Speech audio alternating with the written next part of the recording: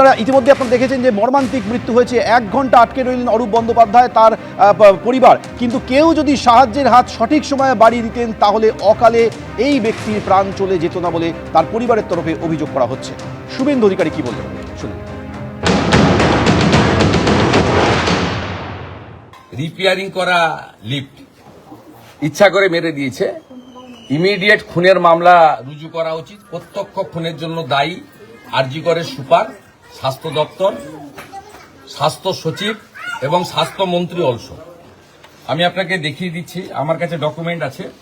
এই রিপেয়ারিং হচ্ছিল এই লিফটটা, সরকারের ডকুমেন্ট।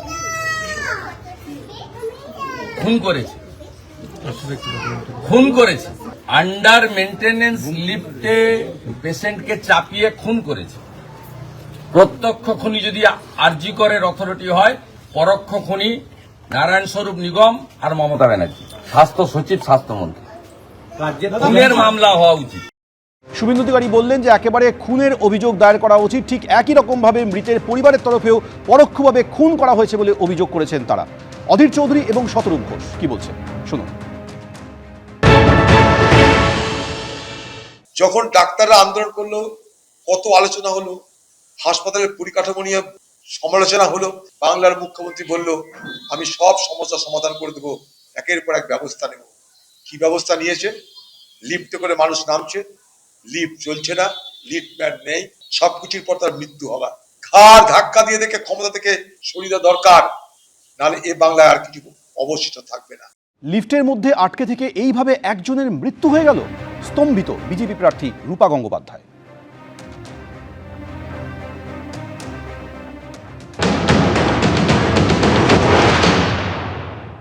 হসপিটালে এরকম, মেডিকেল কলেজে এরকম হতে পারে? মানুষ লিফটে আটকে থেকে মারা যাবে? মানে অ্যাডমিনিস্ট্রেশনে যে কি দুরবস্থা হচ্ছে। তো মানে ওরা কেউ রেসপন্সিবিলিটি নিচ্ছেন না? তারা কেউ জানে না লিফটে আটকে গেল কেন, কেউ জানে না। কোন লিফটে কোনো নর্মাল বাটন নেই, যে কোনো লিফটে থাকার কথা। মানে মানুষ মারার কল কি এখন লিফটে হয়ে যাবে একটা ইনস্টিটিউশনে? Unbelievable and very sad. দুর্ঘটনার নেপথ্যে যে গাফিলতি রয়েছে তা মেনে নিয়েছেন আরজি করে রোগী কল্যাণ সমিতির চেয়ারম্যান অতীন ঘোষ।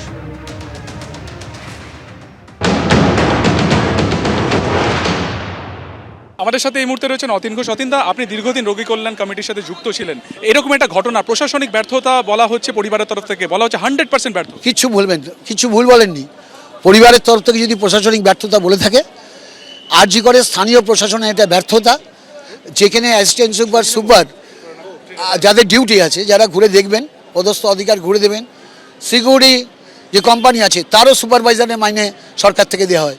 সে সুপারভাইজারের দায়িত্ব ঘুরে দেখা।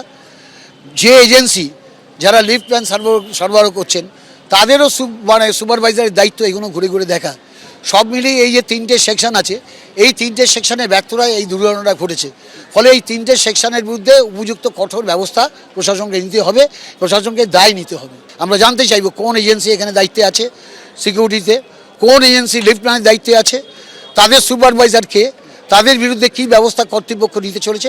এটা আগামী সোমবারের মধ্যে মিটিং ডাকতে বলবো, তাতে আমি জানতে চাই। রোগীদের বক্তব্য শুধুমাত্র ট্রমাকের একটা ইনসিডেন্ট হয়েছে তা নয়, সমস্ত যে বিল্ডিং, প্রত্যেকটা বিল্ডিং এর লিফটের প্রবলেম রয়েছে।